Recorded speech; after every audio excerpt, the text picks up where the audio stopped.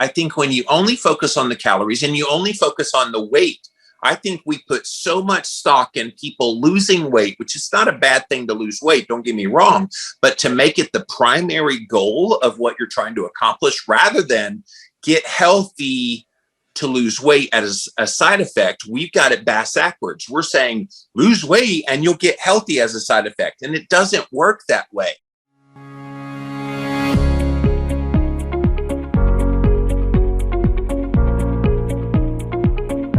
Welcome to the Calorie Conundrum Podcast with Coach Strick. Join us as we expand the weight loss conversation to beyond just calories and dare to ask the question, why does eating less and exercising more sometimes not produce the desired results? Here's Coach Strick to discuss this Calorie Conundrum.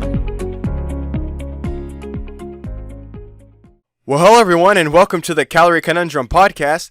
This is Coach Strick. And I'm excited because on today's show, we have Jimmy Moore.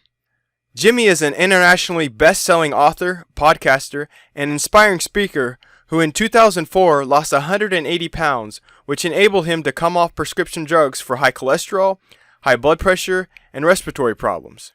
He decided to share his story on a blog and is now the host of the longest-running and top-ranked health podcast, the Living La Vida Low Carb Show, as well as Real Talk with Jimmy Moore, and the One Step Deeper podcast with Brittany Davis.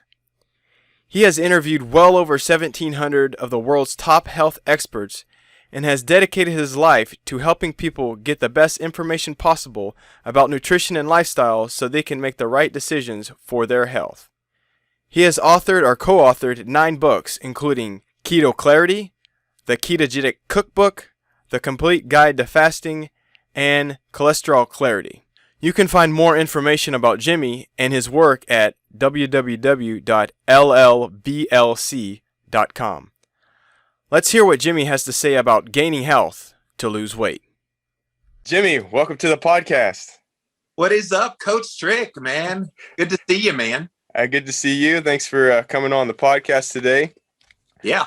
So the reason why I wanted you on the show today is because not only do I consider you an expert, I consider you someone that has been through it, experienced, the weight loss yourself, the struggles, the ups and downs. I mean, we definitely want to hear your whole weight loss journey. But before we get to that, I would like to bring up something that I read in your book, Keto Clarity, recently. And in the beginning, you talked about how in 2010, you were able to go testify in front of the advisory committee for the Dietary Guidelines for Americans 2010 in Washington, D.C. And one of the things you said during that testimony was, it wasn't until I was able to think outside the box and go beyond what my government was telling me was healthy that I was finally able to get my life back and my health back. Right. And I thought that was a really cool statement because the mission of the Calorie Conundrum podcast is actually to expanding the weight loss conversation beyond just calories. And so I thought that was really cool that it was kind of similar thinking that we have here. And so Jimmy, can you please tell us your whole, weight loss journey and then how you ended up testifying in Washington, D.C.? Well, let's go ahead and finish the story there because I had been watching all these industry people go up there, read from a script, and then go, and the whole committee's just up there doodling, doing like Venn diagram. Who knows what they were doing? They were bored out of their minds. Yeah. When I got up there, I had no script. I spoke from the heart. Yeah. And I had been frustrated seeing these failed guidelines over and over and over again, all under the guise of their vetted science. And so as I was speaking, I was in a zone. I had no idea what was going on around me. I was just speaking. Some friends were in the audience and they're like, when you started talking, every one of them looked up and was looking right at you. And they were like very attentive to what I was saying. I was one of 2 people in the whole United States of America that was like an average everyday person that wasn't an industry person. The other person was the very first speaker. She was just passing through town. Hey, I want to testify before the Dietary Guidelines Committee. And so they let her in. 48 total people, Coach Strick, in the whole United States. And 2 of us spoke up on behalf of the common person. So I thought that was kind of depressing and disgusting. And no wonder industry has their tentacles all in those guidelines. But look, that's the beginning of my journey. I had tried all of the dietary guidelines principles of low fat, increase your grains, do all these modalities that they tell us helps you lose weight. And I didn't lose weight. Or if I did lose weight, it wasn't something that I felt I could do for the rest of my life. And this is the thing that I think traps people. And I'm really glad you have a show like yours. Calorie Conundrum is the perfect name for a podcast, because we are truly in a conundrum when it comes to this subject of calories. I bought into the calorie hypothesis for many years, and I think calories do count. I just don't think you need to count them. I think your body has a very natural way of bringing them under control, hormonally calming things down in your body so that you can eat the proper amount. And that's what happened for me in 2004. January 1st, 2004, I went on the Atkins diet.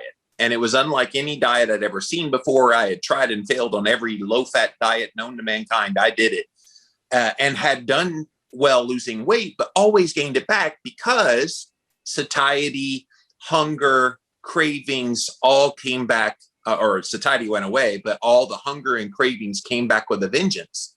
So I start this Atkins diet, which is low carb, high fat.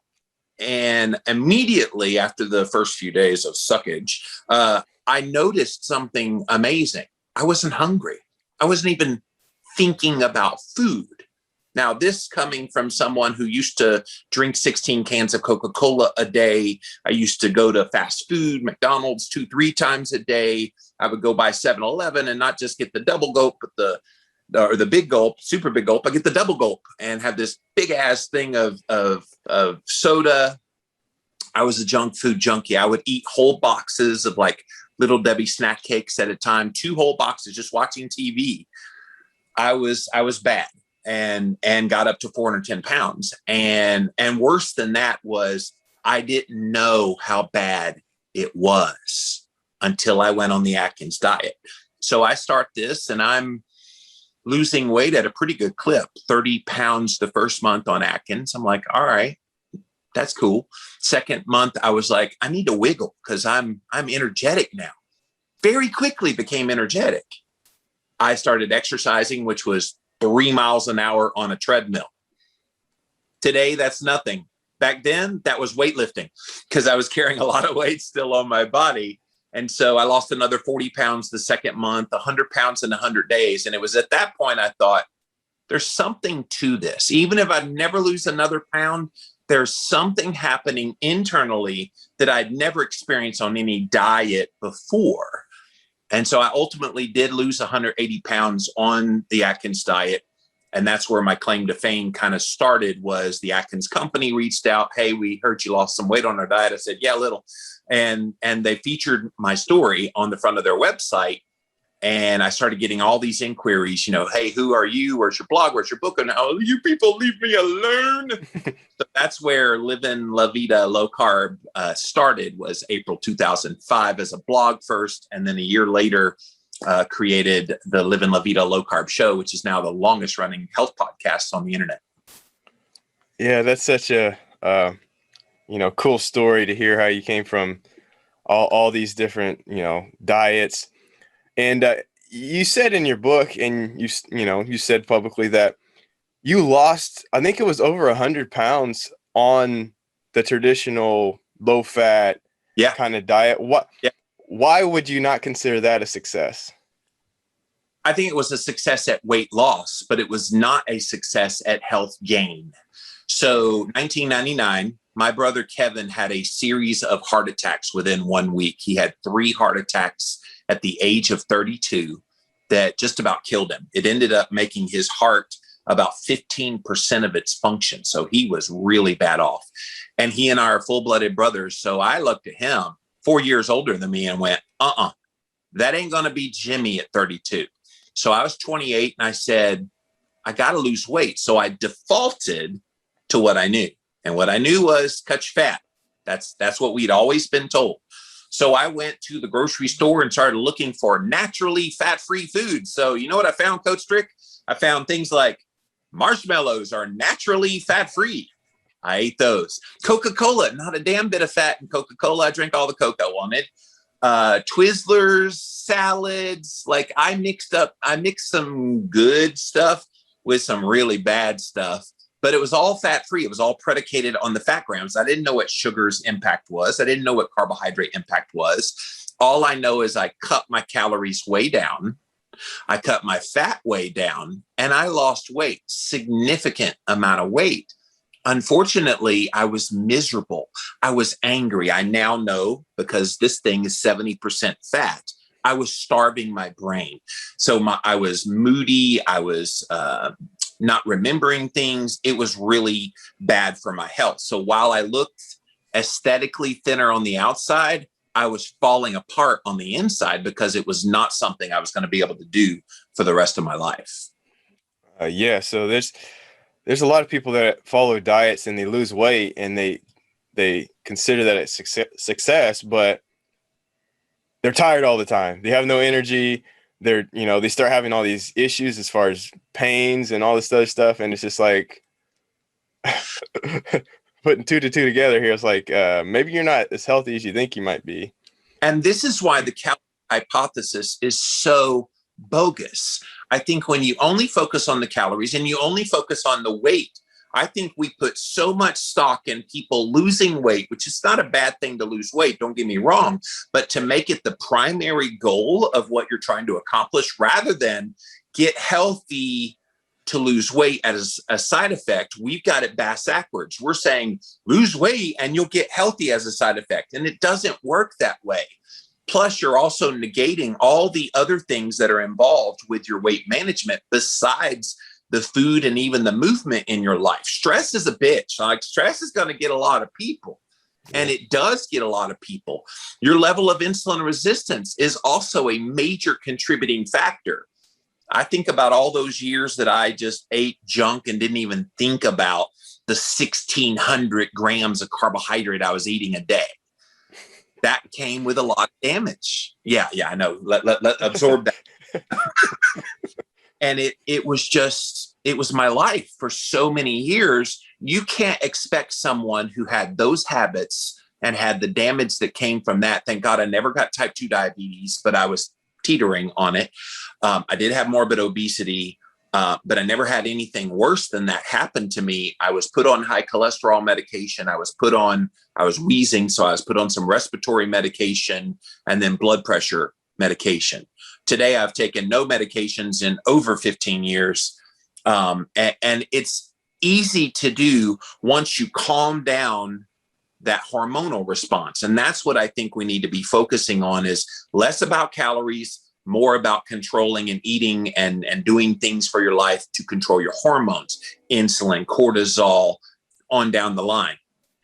And then instead of focusing on the weight, we need to make the goal health. But the problem is on the outside, people see weight. They don't see, I have triglycerides under 100. I have inflammation markers that show I'm very healthy. I have a CAC score, which is kind of a CT heart scan, shows no calcified plaque. But everybody would look at you on the outside if you have weight on the body and say, oh, look how unhealthy they are. They must be sneaking in donuts. Yeah, exactly. And that's the whole point of my podcast of, ultimately is to help people be more healthy. But, the kind of catchphrase of my podcast is about weight. So, because I know weight gets people's attention, but it's ultimately about, the health. And I personally believe that the TOFI person, the thin on the outside, fat on the inside person is probably one of the most dangerous people that we have in our society because they look thin, but inside it's a mess, Well, and the world doesn't judge them for that because there's nothing to judge. Exactly.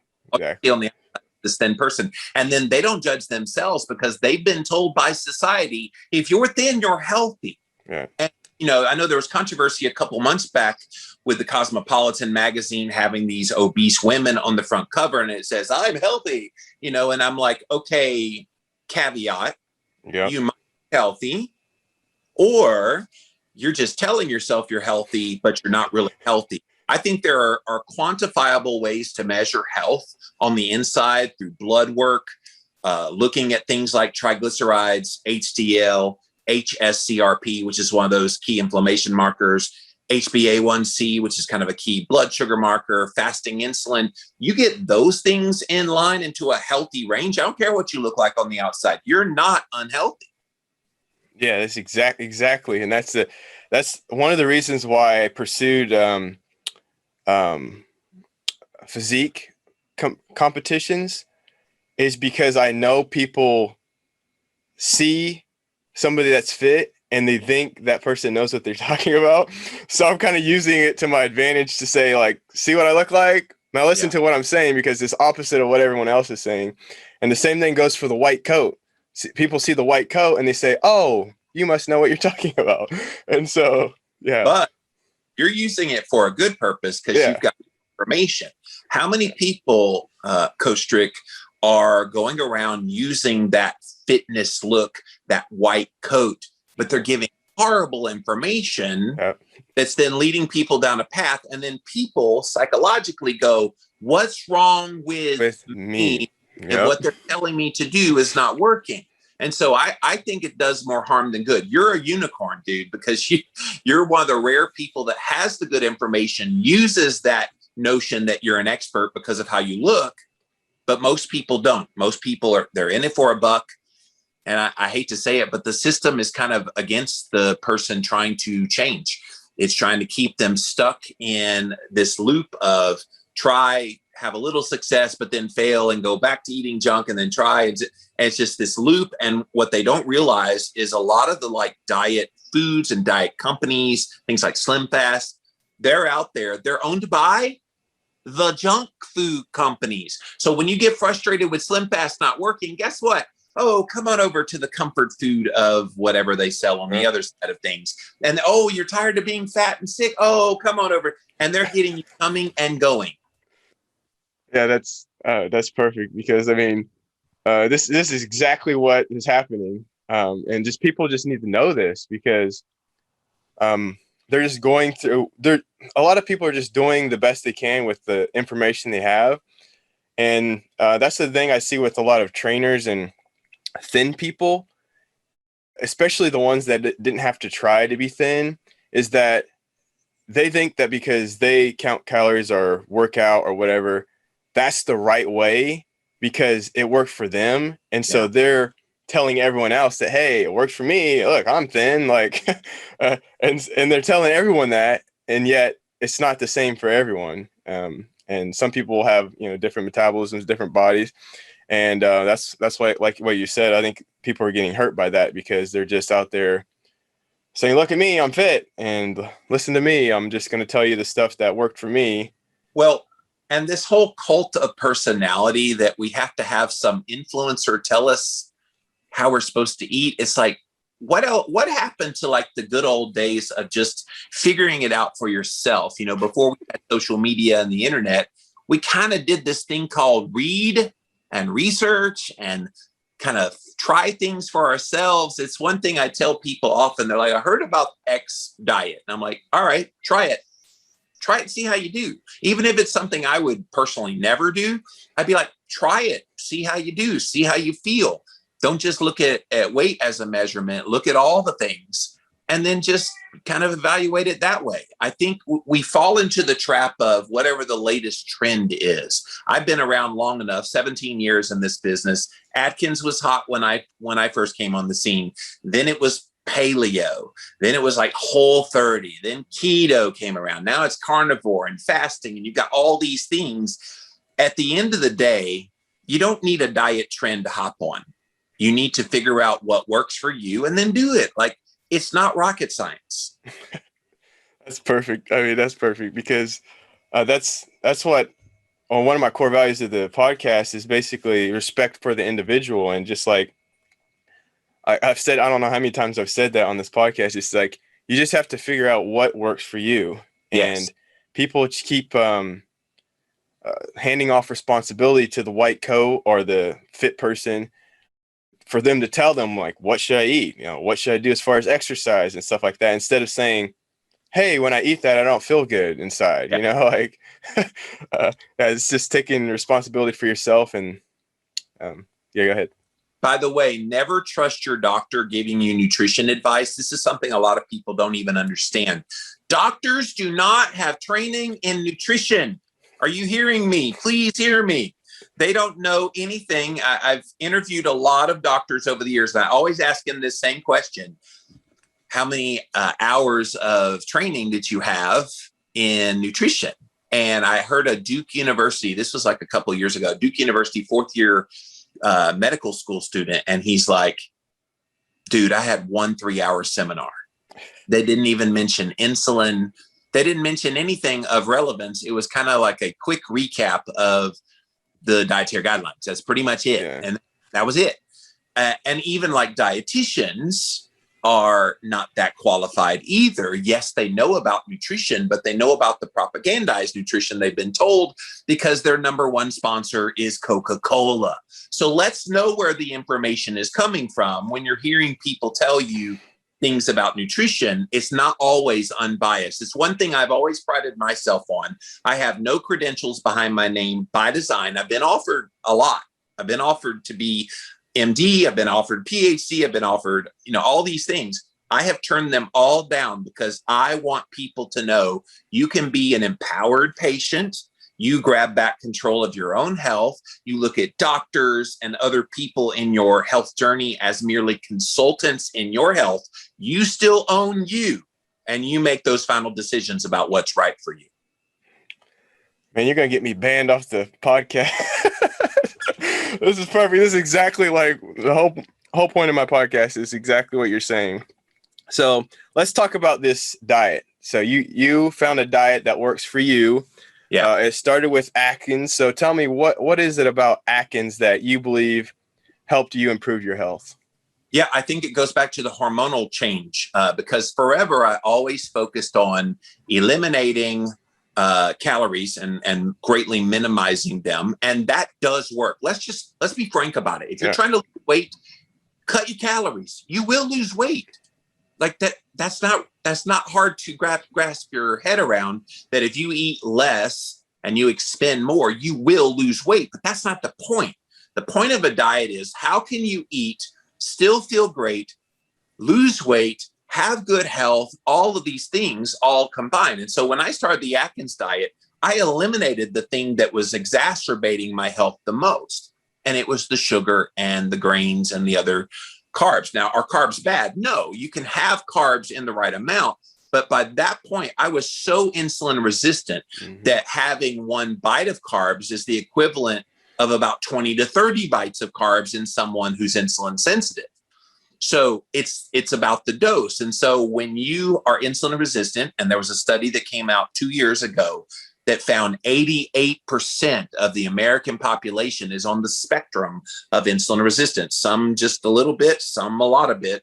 The lot of bits are mostly type 2 diabetics and other people that are leaning that way. So why did Atkins work? It's because I eliminated the biggest culprit in my diet. So when you bring down carbohydrates, you have to look at carbs and fat as fuel. So you can either be fueled by carbohydrate, which is what I did in 1999, having naturally fat-free marshmallows and Twizzlers and all that, or you can mostly be fueled by fat. So what I did was I replaced the carbs I was eating with fat. Now, when I say fat, I'm not like sitting there eating sticks of butter. Like that's the imagery people tend to have. Oh my gosh. You have to think about the density of caloric content of fat is over 2 times what it is for carbohydrate. So you get more bang for your buck eating fat. Your brain calms down. You're actually satiated because your hormonal response calms down. Insulin comes down. Ghrelin comes down, which is kind of the hunger hormone. All of these good things happen. That's why it worked for me, Coach Strick. It wasn't that it was anything magical about the foods themselves. It's how my body responded to those foods and still responds to this day. Yeah, that's good information. And my question now is, you started with Atkins, but now you're keto. So what is the difference between Atkins and keto? That's a great question. And actually, if you want to define more pointedly what I'm doing right now is keto carnivore. I'm doing more animal-based than probably a typical ketogenic diet. Ketogenic does have a lot of animal foods in it, but I've even like shifted it more in that direction just because I feel best and all the things. All right. So what is the difference between the Atkins diet and the ketogenic diet? The Atkins diet was just cut down on carbohydrates and then eat all the fat and protein that you want. That was kind of Dr. Atkins's prescription for the Atkins diet. Didn't really point out any ratios, didn't really point out anything regarding the macros other than cut carbs to 20 grams to start and then eat to satiety all the protein and fat you want. The problem with that one is people were already fat phobic. And so they're like, oh, I'll have chicken breast and I'll have broccoli and spray on margarine. And it's like, technically, I guess that falls in the category, but he never wanted people to cut the fat. So I noticed this was happening. I noticed this trend of people going on the Atkins diet, getting frustrated, being hungry. And I'm like, all right, something's wrong. So when I started seeing those kinds of plates showing up and people talking about eating this and not feeling well, I'm like, well, you got to eat fat. Well, what do I need the fat for? We know that's bad for you. I'm like, no, when you cut carbs, you need to replace it with some other fuel source. And the fuel source is fat. Well, won't I get fat? Won't I clog my arteries? So it had all these discussions going on. It's what led me to talk about cholesterol and then talk about keto, because I felt like people, they understood the principles of Atkins, but they needed more prescriptiveness of what it was. So low carb, moderate protein, high fat, that defines a ketogenic diet. Now, that's going to be different from person to person. We talk about it in my book, Keto Clarity, how you figure out your carb tolerance, how you determine how much protein to consume for your body, and then eating fat to satiety. So that's the major difference. Was keto is more prescriptive. Atkins was more general, keep carbs low and then eat the rest to satiety. I think it just puts a finer point on what Atkins was attempting to do. And Dr. Atkins, brilliant man, way ahead of his time. He wrote Dr. Atkins' Diet Revolution, the original one, 1972. I was less than 1 year old when that came out. That man was so far ahead of his time and should be heralded. Unfortunately, he's still vilified amongst mainstream medical and nutritional health people. But I think he was so far ahead of the curve on this. And I got to meet his widow a few years back. Wonderful woman, Veronica. And she said, oh, Bobby would have loved you. Bobby would have really loved you. Like, I would have loved to have met Bobby. And she said, oh, he was quite eccentric. I've heard. Yeah. So I just listened to your book, The Keto Clarity, and what I realized was I knew what keto was before, like, obviously, but what I didn't realize was how prescriptive it was, like you said. And what I realized just in my head was that there's a lot of people running around saying they're doing keto, but they're really not doing keto. So why would that be?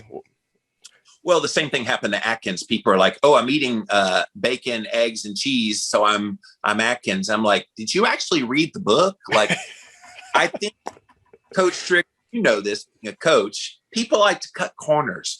Oh, so is keto just a reincarnation of Atkins? Okay, I'll eat steak and eggs and I'll be fine. I'm like, okay, that might work-ish for a while, but you kind of have to know the totality of what it is, which is why it's one of the benefits that we've had more people come into the discussion. When I was writing Keto Clarity, I was begging people to be the clarity experts, the moment of clarity experts. I was begging. I was looking everywhere for doctors and people. It was hard to find 24 people, plus my co-author, Dr. Westman, to join me in that. Now everybody and their mama thinks they're a keto expert. I'm like, where were you people back then, man? Don't at me, you know all about keto and you're some kind of an expert. And I didn't know who you were 7 years ago. Yeah. That book. So, yeah. So I think having the knowledge available to us now and knowing that you can do different things to tinker and test and find what works for you, like I talked about earlier, it's going to be different from person to person. There's some people that can carb cycle and they do well with it.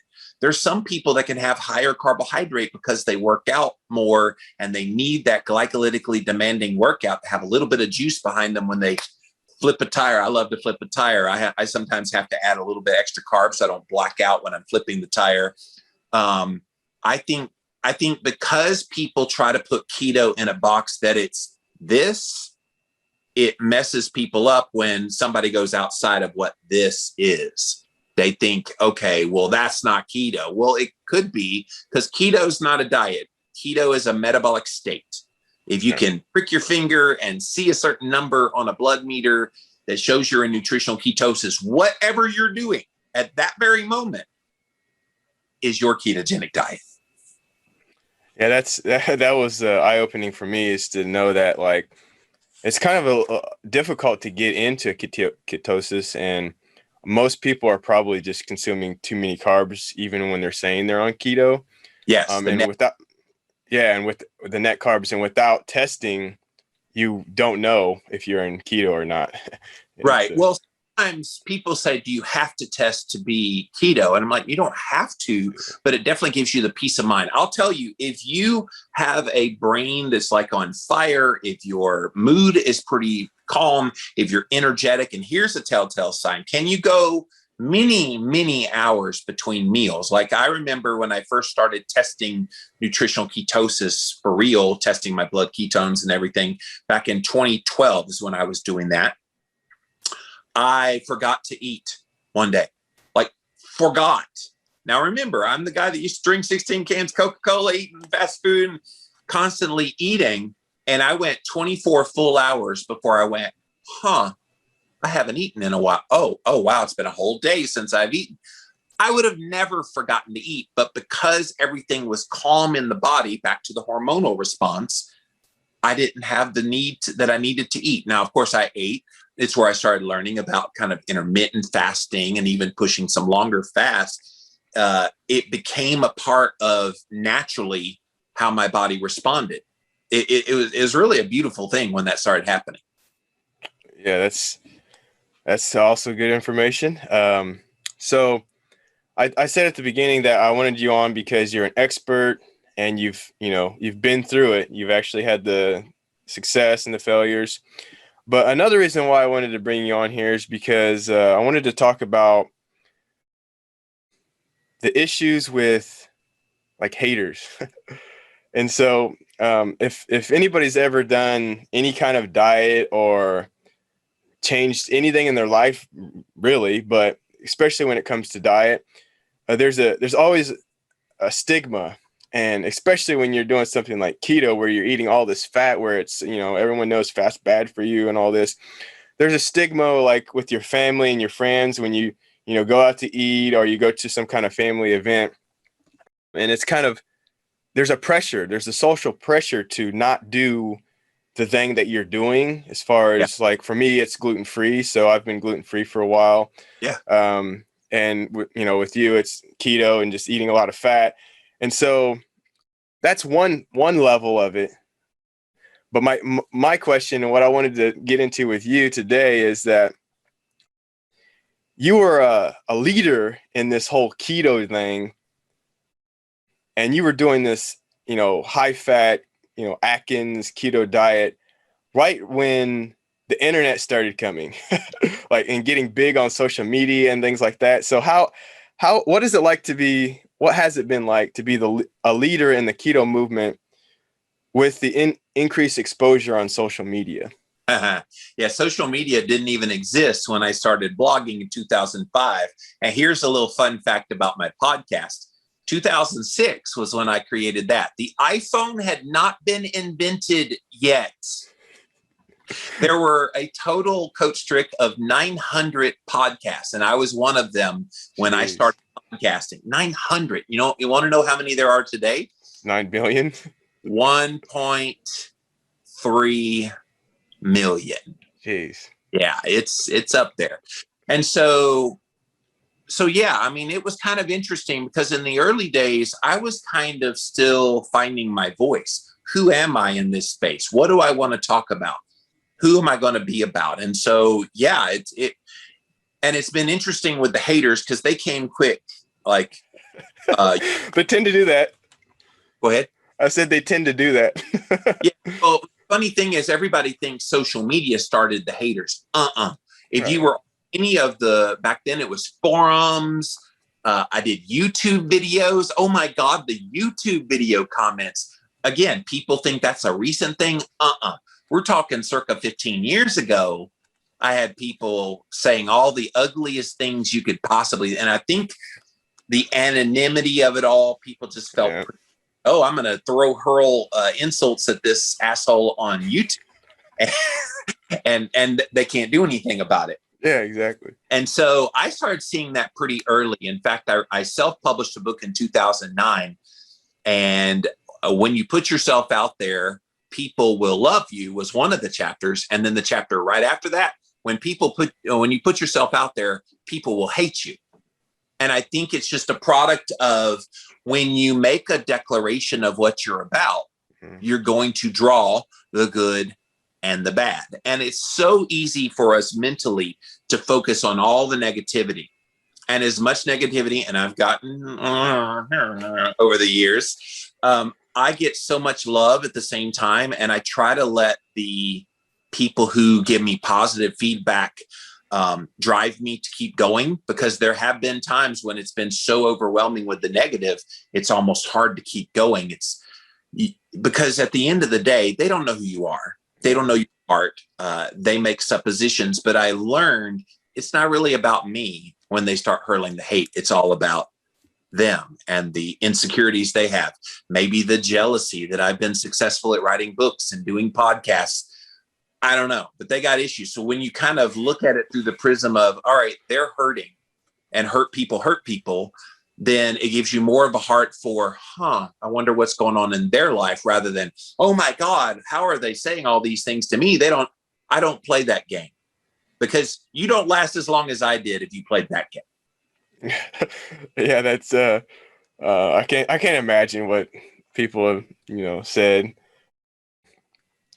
But what about advice for someone that might be in a situation in which they want to try something new. They want to try a new diet like the keto diet, but they don't have any real support. Their mom's worried about them. Their husband's like, no, don't do that, or whatever. What advice do you have for those type of people? Just don't tell anybody. This is the funny thing. We feel so compelled.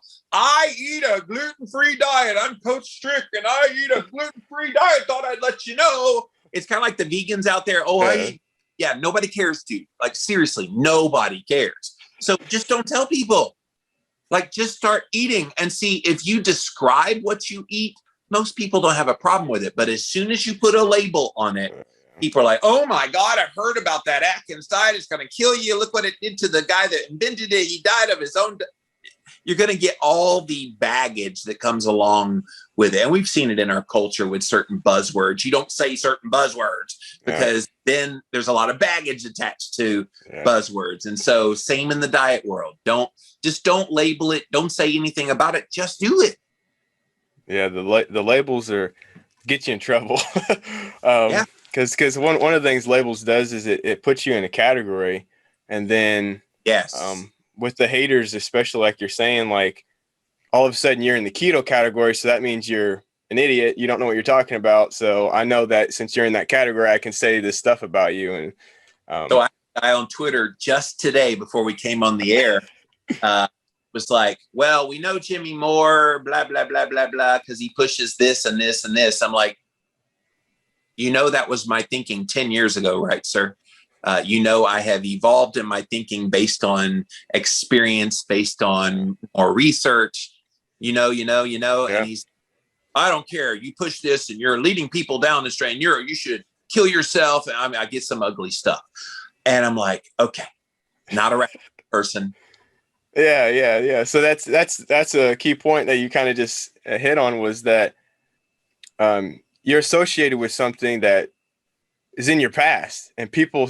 So when you get put in a category, it's hard to get out of that category into something else because you're associated with X, Y, or Z. And now it's 10 years down the road and you don't have anything to do with that. And all of a sudden people are coming at you still for the same old stuff. And associated with the negative stigma in their minds about it. Not necessarily what I actually wrote about in my books or said, but about their interpretation of what I wrote about and said. And that's a difference too. Like, I can't control how people interpret what I wrote about or what I've said. I can't control how you interpret it. All I can do is say my words. And if you have questions, I'll clarify and say them back. Nobody does that. They always jump to the conclusion of what they think I said, and then that becomes the reality. Exactly. Everyone comes to the table with their own bias. Yeah. and so basically I'm coming to the table with my bias, and then if I hear something that triggers that bias in my head, then it's easy to make a snap judgment and say, oh, well, this guy's an idiot. Yeah, he doesn't know what he's talking about. So that's always important. And that's kind of like I said, the point of this podcast is just kind of expand the conversation here. Like, let's talk about some more stuff here. Let's make this conversation a conversation and not just throwing, insults at each other and not actually listening to what the other person is saying. Yeah. So that's a really important part. All right, Jimmy. So, I mean, this is this fantastic interview. If the listeners would want to get a hold of you or find you, how would they go about doing that? Yeah, I'm really easy to find. LLVLC.com. It stands for Living La Vida Low Carb. That's just a lot to type out, so I should it. LLVLC.com is where all my podcasts are. I do 4 podcasts a week. So Mondays, I do a show called One Step Deeper, which is kind of a mindset podcast. Tuesday, Wednesdays, my flagship show, Living La Vida Low Carb Show, which is interview based. I also break down studies so you can hear the latest research done in layman's language. I feel like I'm pretty good at that. Thursdays, I do a show called Real Talk, which has some nutritional health stuff, but also some real life stuff. I like to talk real life, real talk. So that's kind of my lineup for the week. And then all over social media at Living Low Carb Man is my moniker there. Really active on Instagram, but Twitter, Facebook, all the usual suspects. All right. Sounds like you're a pretty busy guy. I have book ideas constantly swirling in my head as well. So stay tuned. All right. And so you guys can find Jimmy pretty much everywhere. And like you said earlier, he's been in this game since the beginning as far as online. I'm first 900 podcast. And so he's almost interviewed like a lot of experts. Like, I wouldn't say all of them, but quite a few experts, even experts that are on the other side. I've heard a couple of those interviews. And so if you guys want to find more information out, definitely look him up and find this podcast. So episode 686 of the Living La Vida Low Carb Show, I will never forget. Go look it up, guys. Dr. John McDougall. He's a very famous vegan, and that was quite the interview. I was actually right here interviewing him. Yeah, I'm gonna leave it as a surprise for your listeners because it's pretty entertaining, but it kind of, I hope people go and look that up because it kind of shows an exaggerated version of what's going on in all doctors' minds. Yes. If they haven't researched this themselves, and they haven't actually looked at the other side and the science of it and the actual facts of it. And then, like I said, they have their own bias. They've been trained to teach a certain way to their patients. Yeah. And if it's something's outside that box, then they resort back to, hey, this is what I have I've been taught this. I have the degree. Yeah. So what I know is more than you, even though I haven't really studied any. It was the perfect illustration of dietary dogma and appeal to authority, white coat syndrome, like you were talking about earlier, and kind of challenged me because you're not a doctor. Okay, great. You're one, but you're an idiot. So I didn't. Yeah, there's always so much you can do, and in that everyone's trying their best, and they're trying they're trying to help people. Everyone's trying to help people, but it's just try to help people without being so stuck in your head, in your own box, and things like that. Hey, I'm all for someone doing a vegan diet if they can see health results from that. I would never discourage someone from doing something that's giving them good health results. Exactly. And like we said at the beginning, everyone's different. And so some people might do better on that, but some people might do better on keto too. And just because you're the keto guy, you can't say that no one can do vegan. And just because you're the vegan guy, you can't just say that everyone that's going to do keto is going to die or whatever. Especially when they're getting the actual results that can be proven through, tests and blood work and how they feel and things like that. That's right.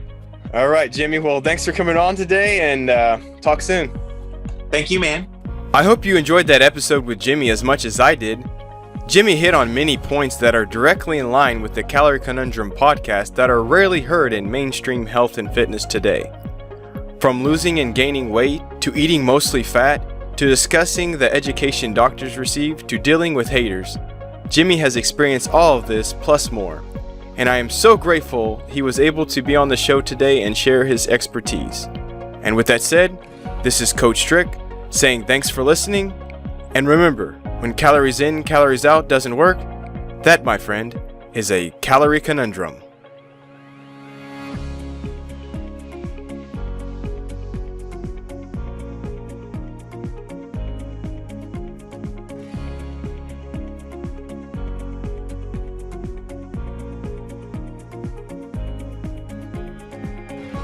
This podcast, including Coach Strick and guests, disclaim responsibility for any possible adverse effects for the use of any information contained herein. Coach Strick and/or guests may recommend products or services in which they have a direct or indirect financial interest. To find out more, please visit www.calorieconundrum.com.